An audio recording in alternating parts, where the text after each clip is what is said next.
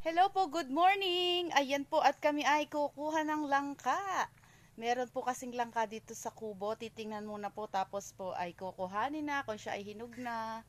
Medyo malaki po at ipapakita ko po sa inyo. Ito po. Ayan po ang langka oh. Ayan, hinog na po. Kinukuha na ni Daddy oh. Ayan oh, kalaki.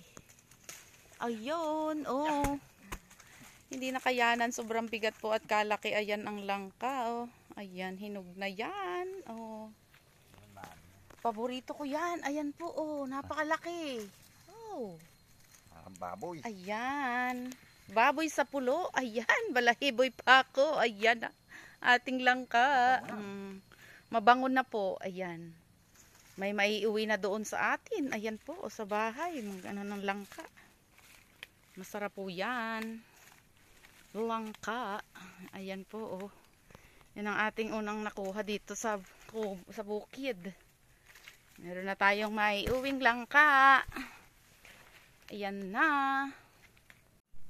Ayan na po oh, kalaki ng ating langka oh. Ang ating langka ay malaki. Ito na po ang ating langka.